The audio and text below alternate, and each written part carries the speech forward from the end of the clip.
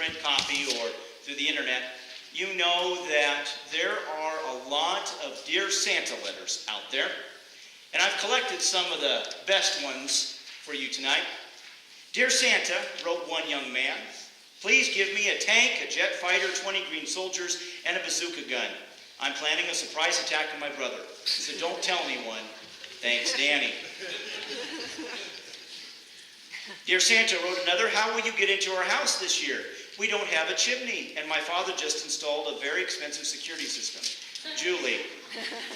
Good question there. Dear Santa, how old are you? How did you meet Mrs. Claus? Is your first name really Santa? Can I be an elf next year? Who is your favorite kid? How do you fit all those toys in your sleigh? I have more questions for later. Your pal, Pauline. Dear Santa, my mother told me to write to you to say thanks for the train set. My dad plays with it all the time. Mike. Dear Santa, Mommy says that you only bring presents for the good little boys. That isn't fair. Brian. Dear Santa, I lost my list of toys, so please just send me the stuff that you forgot from last year. Todd. Now there is a smart kid. Dear Santa, what should I leave for your reindeer to eat? Do you like cookies? Do they like cookies too? My mom won't let me bring hay into the living room. Your friend Sandy. Dear Santa, I need a new skateboard for Christmas. The one I got now crashes too much. Band-Aids would also be okay. Dear Santa, would you rather I leave you cookies and milk or pizza? Dad says you'd probably like the pizza. Write back right away to let me know. Love, Lisa. Dear Santa, I would like just one of everything. Thank you, Nancy. That's the smartest one right there. There is nothing like the wonder of this night. It truly is special and exciting and, to a child, magical. I one time met a person who grew up in a home that didn't celebrate Christmas. She went to one of those churches where they didn't celebrate Christmas, and so she didn't have the memories that some of us have, like the Christmas tree or the presents or stockings or Santa or going to church on Christmas Eve. Now the family has since left that church, but it was well past the time that she could celebrate the magic of Christmas. That woman told me that she now has little kids. And so the magic of Christmas for her is now seen through her child's eyes. She told me that she makes it special for them because she didn't have that for herself. And she wants to see that magic through them. Whether for us or for those we love, we want this night to be special, magical. Maybe it's the time and the thought and the energy and the money that you put into this season. I'm sure that many of you have attended at least one Christmas program or one Christmas party. You've probably waited in line at the post office a little too much this season. You are now on the first name basis with the FedEx man and the UPS person. You are now experts in decorating the house, especially when the cat gets into it. You've learned when is the right time to order, when is the perfect time to get online. You've learned the places to avoid, and also where and when to park when you go to Walmart and the mall. And you've heard so much Christmas music already that my guess is you can probably quote it, half of it by heart. This is Christmas. This is what we do. We make this season busy, doing all these things that tonight is either a special night for you or very exhausting, very magical, or very, very frustrating. A Jewish comedian one time told the story of a Jewish woman by the name of Mrs. Rosenberg that ended up on Cape Cod. She was stranded there at one of those places that did not accept Jews. She went up to the hotel, to the resort, and the clerk said, "Sorry, ma'am, no room. The hotel is full." Miss Rosenberg said, but the sign says vacancies. The clerk kind of stammered a bit and then looked down and he says, You know we don't admit Jews. Can you just go to the other side of town? Mrs. Rosenberg stiffened noticeably and said, I'll have you know that I converted to your religion. Desk clerk said, oh yeah? Well, let me give you a little test. How was Jesus born? Mrs. Rosenberg replied, he was born to a virgin named Mary in a little town called Bethlehem. Very good, replied the clerk. Tell me more. That's right. Mrs. Rosenberg replied, he was born in a manger. That's right, said the clerk. Okay, why was he born in a manger? And then Mrs. Rosenberg said loudly, because a jerk like you in the hotel wouldn't give a Jewish lady a room for the night.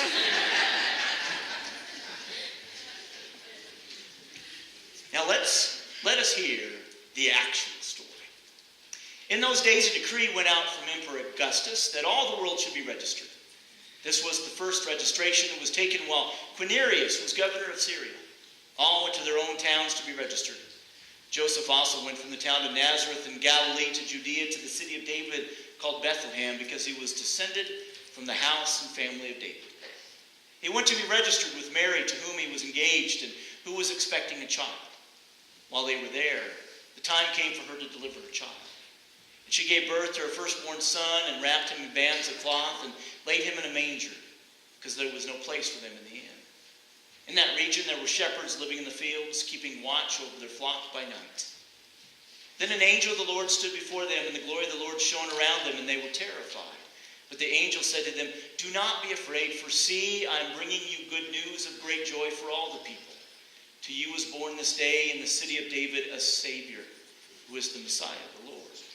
This will be a sign for you. You will find a child wrapped in bands of cloth and lying in a manger. And suddenly there was with the angel a multitude of the heavenly host, praising God and saying, glory to God in the highest heaven, and on earth peace among those whom he favors. When the angels had left them and gone into heaven, the shepherds said to one another, let us go now to Bethlehem and see this thing that has taken place, which the Lord has made known to us. So they went with haste and found Mary and Joseph and the child laying in the manger. When they saw this, they made known what had been told them about this child. And all who heard it were amazed at what the shepherds told them. But Mary treasured all these words and pondered them in her heart. The shepherds returned, glorifying and praising God for all they had heard and seen as it had been told them.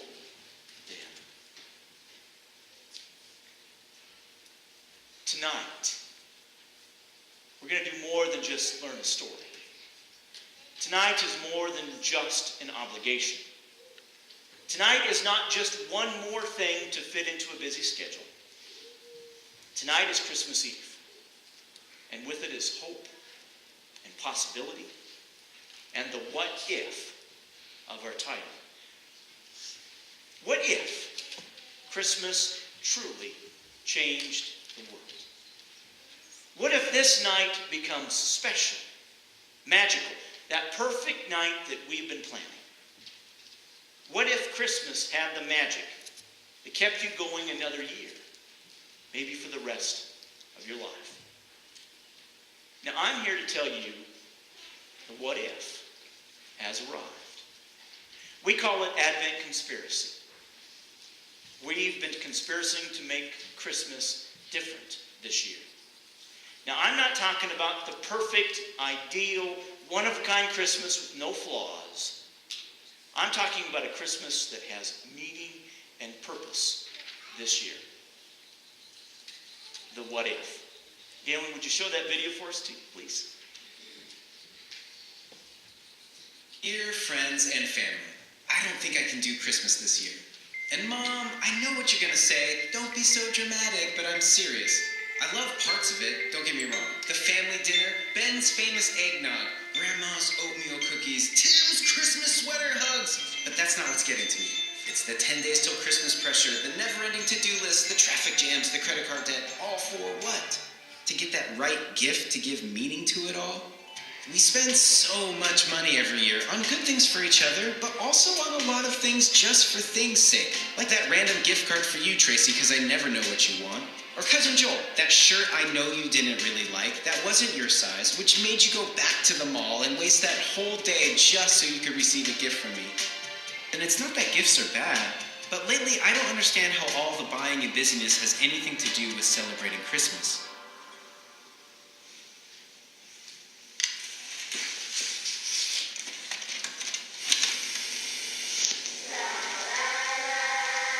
There were shepherds, and an angel appeared and said, "Be not afraid.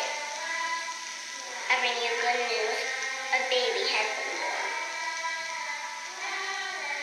His name will be Emmanuel, which means God with us."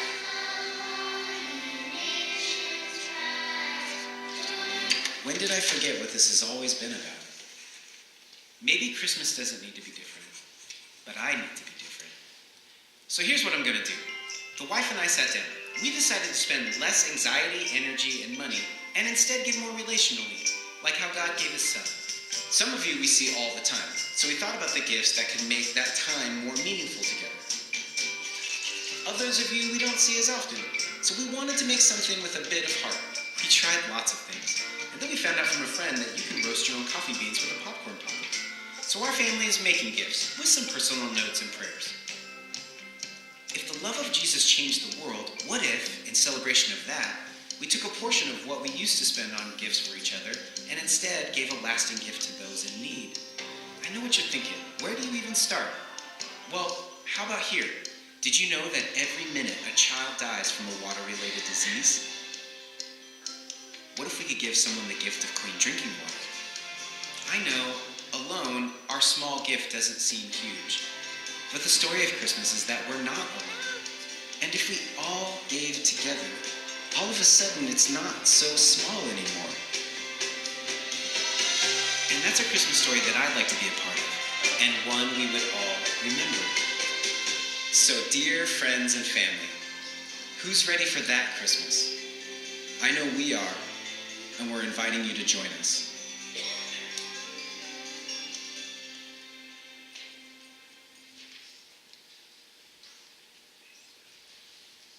What if Christmas was different? What if Christmas did indeed have meaning and purpose? What if Christmas went beyond those bills that you know you're going to be paying for the next 3 months, the wrappings and the decorations and the trappings of the season? The what if is what we're proposing here tonight. What if we made it different? What if we decided to conspire to be part of a movement that truly changes what Christmas means? You see, right after Thanksgiving, we decided to take up this challenge. Worship fully. What if we focused on Jesus and not on what society says Christmas is all about? Spend less. What if we took our Christmas budget, took away just one gift, and instead gave that money to clean water? Give more. What if we made more time to build relationships with our friends and family than the time that it took us to find that perfect gift? Love all. What if we loved each other just as much as Christ loved us? Tonight is the greatest what if question. What if we lived each day as if Christmas was different? As if Christmas changed the world? Listen to this story. Dear Advent Conspiracy, our family chose not to exchange gifts for adults this year. Instead, we signed up to serve a meal on Christmas Eve day at a rescue mission.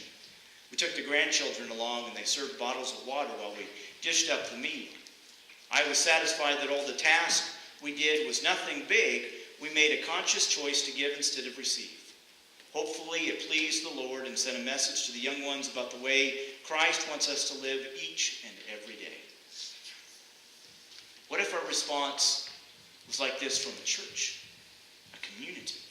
Jesse in California writes, "Our community has been awakened in the past year to the poverty next door. Homeless relief and homeless prevention has moved to the forefront of church priorities, and the Advent Conspiracy gave us an opportunity to make a significant statement over the holidays. We did a talk on transformation and showed the promo video to illuminate that it often starts with the day-to-day shift in awareness of how you and others around you are living. So we wrapped up a huge cardboard box as a giant present with a slot on top and ask the people over the next 4 weeks to consider giving up one gift and putting those funds in the box with the money going toward homeless relief and prevention. We counted the money and wrapped the number in a smaller box that we opened on Christmas Eve. $21,000 was raised. We were able to present the check the following Sunday to the designated agencies, as well as have our mayor and county supervisor come out and share their gratitude to us as a faith community leading the way in caring for our city. What if? Now you might be saying to yourself, well, that's one church, that's one community, that's one of those big ones clear out in California. Or some of you might be saying to yourself, Christmas is just one day, it's one event, it's just one thing that's not going to change the world. But what if? I want you to hold that thought as I tell you the story of a very remote, very hard to get to village in the African country of Ghana. To get there, we had to walk about a half an hour. We had to cross a stream that was shared by livestock, humans that bathe, all kinds of parasites, and of course that's what they use for the drinking water. When we got there, we were taken directly over to their well. It was hand dug, and you can tell there's someone in there. And this guy, he climbs out, and we started visiting with him. He told us how deep he had to dig, and he tells us how long it takes for him to dig. And then we were shown around the village. Now, I apologize for this picture. The only reason I had Aaron here with the picture is right back here is a woman that's on her cell phone. Now, you notice there's no electrical wires, no electricity at all, but she's just like us. She's got to communicate with people on her cell phone. Then we were taken over to the village chieftain. And he was, you might imagine, really excited to meet us. And he asked me something very profound. He asked me if I would visit with the President of the United States and use my influence to get him a school. I'm still working on that one here. And then he said something remarkable. He told me that he recently converted to Christianity. The what if was becoming a reality. Because through his influence, he was able to convince the others in his village to also convert as well. After his conversion, he said that this organization called Triaco came up to him and said that they now had enough money to build the well that you saw them building. The what if was happening. Now I want to show you another picture. You can't quite see it, but this woman here in Ghana has red hair. Now in Africa, she is called an albino. She really is not albino, but because she has orange hair, she is an albino. And this person here went on her trip, and she also has red hair, so I had to get the two of them together. Here's the shocking thing. Albinos are ostracized. In fact, we were told that there are certain villages in the eastern part of the continent that actually use red-haired individuals, albinos, as human sacrifices. So she's shunned, she was ostracized. The chieftain told us that after they converted to Christianity, they began to treat each other differently. And after their conversion experience, they welcomed her and her son right back here, who also had orange hair, into their village to live for the first time. Here she was going from a shunned person called an albino to an accepted child of God. The well that was being built, they told us that was just a blessing that had to come from God. Now, like I said, I'm still working on that conversation with my president. Can the what if be a reality?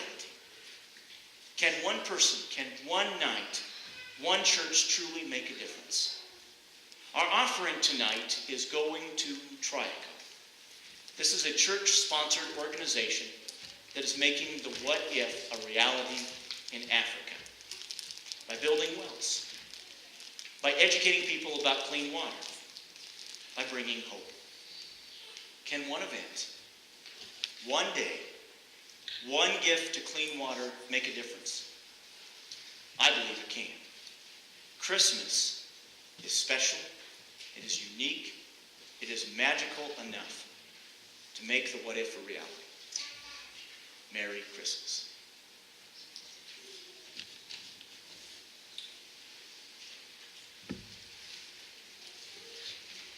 our giving back to God here tonight. Our ushers are waiting upon us. As I said, it goes to that Clean Water Project. Amen.